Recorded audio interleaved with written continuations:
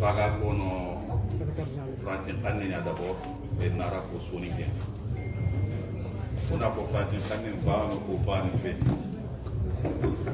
Et pour son Nangolian Domé et son Nantikina Bamouba pour Hanekelenki, Agna, Hane, Bebna Sulaka Kono, et quelques quotas secondes d'Anna.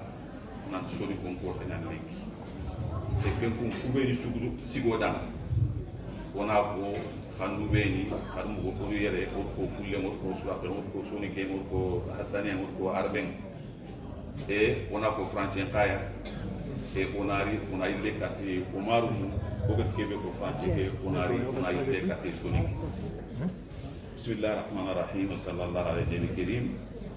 Monsieur le Wali, Monsieur le Hakim de Sidi Babi, Monsieur le maire, Messieurs les responsables régionaux des forces de l'ordre et de sécurité, Mesdames et Messieurs, honorables invités.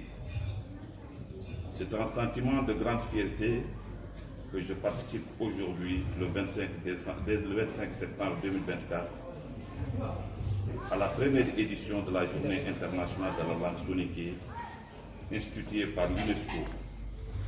La langue soniké constitue ainsi la deuxième langue africaine à être reconnue par l'UNESCO comme pour une journée internationale qui est le Swahili, qui est largement parlé en Afrique centrale et en Afrique de l'Est.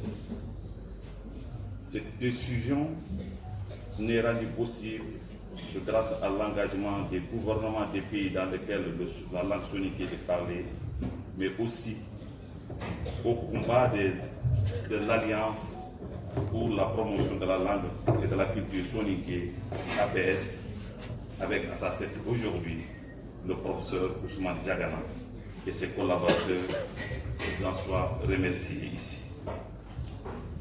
La langue soniké est parlée et considérée comme langue nationale dans plusieurs pays, notamment la Mauritanie, le Sénégal, la Guinée-Conakry, la Guinée-Bissau, la Côte d'Ivoire, la Sierra Leone, le Burkina Faso et au Mali, le soniké est considéré comme une langue officielle, c'est-à-dire une langue de travail.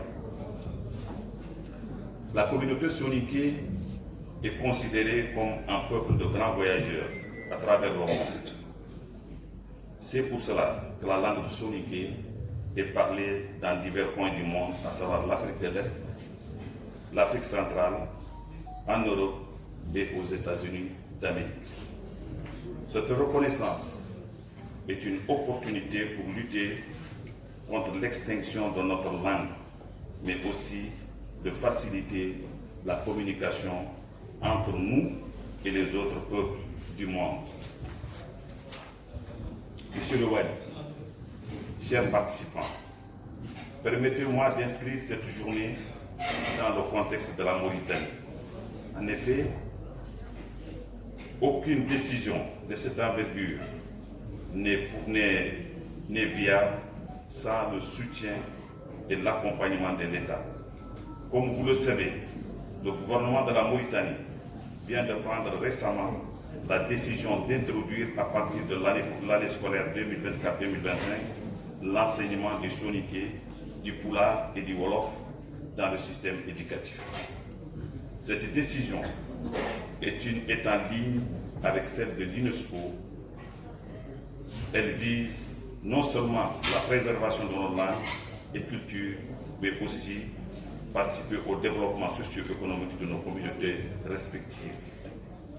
Puisqu'il s'agit de la journée de la langue soniké, je voudrais m'adresser à chacun de vous de prendre l'événement au sérieux et de participer activement à la promotion et au développement de ce précieux patrimoine que nous ont légué nos ancêtres et que des hommes et des femmes se sont battus jusqu'à ce jour pour la survie de notre culture et de notre langue. Ne soyons pas ingrats. Il est temps et grand temps de dépasser les oppositions inutiles. Nous devions prendre à corps